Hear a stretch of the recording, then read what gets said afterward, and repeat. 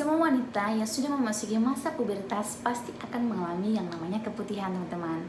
Tetapi ada yang tanya, bagaimana sih cara mengatasi keputihan tersebut?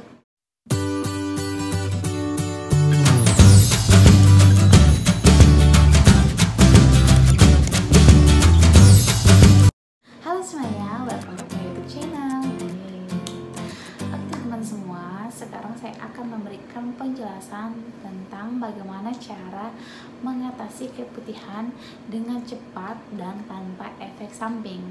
Oke, sebelum video ini berlanjut, jangan lupa tekan tombol subscribe, like, komen, dan share video ini agar video ini bisa bermanfaat dan menginspirasi banyak orang. Sebagai wanita yang sudah memasuki masa pubertas, pasti akan mengalami yang namanya keputihan. Nah, yang perlu kalian ketahui, yang pertama yaitu keputihan itu adalah hal yang normal, teman-teman. Kenapa normal?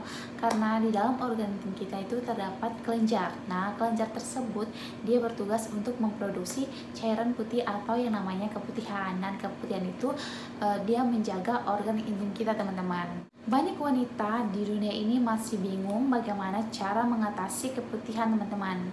Jadi, meskipun keputihan itu normal, tapi banyak yang merasa tidak nyaman akan keputihan tersebut, teman-teman. Yang perlu kalian ketahui juga bahwa kadar cairan keputihan itu akan semakin bertambah pada saat-saat tertentu, seperti pada saat ibu menyusui, pada saat kalian itu melakukan hubungan seksual untuk pasangan yang sudah menikah, dan juga pada saat kita menstruasi. Nah, itu kadar cairannya itu semakin bertambah, teman-teman. Untuk menghindari yang namanya keputihan, kalian harus melakukan langkah-langkah sebagai berikut.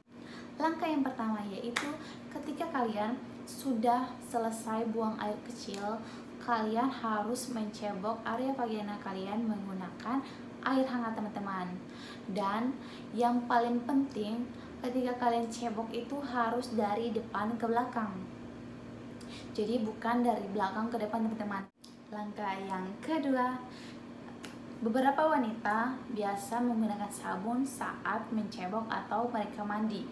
Itu adalah hal yang fatal, teman-teman. Itu sama sekali tidak boleh, apalagi kalian menggunakan sabun tubuh atau sabun baby karena kalian pikir sabun baby itu sehat atau lembut, bisa dipakai untuk organ intim kalian. Itu memang pernyataan yang salah, teman-teman. Jadi bila perlu kalian tidak boleh menggunakan sabun, kalian cukup hanya menggunakan air hangat saja untuk mencebok area organ intim kalian, teman-teman. Langkah yang ketiga, hindari penggunaan yang namanya parfum untuk misve. Itu juga sangat mempengaruhi organ intim kalian, teman-teman. Kenapa? Karena itu dapat merusak keseimbangan bakteri pada organ intim kalian, teman-teman. Dan itu juga dapat menyebabkan keputihan. Langkah yang keempat, hindari penggunaan bahan-bahan yang dapat membuat iritasi pada area organ intim kalian, teman-teman. Seperti deterjen yang biasa kalian cuci celana dalam kalian itu.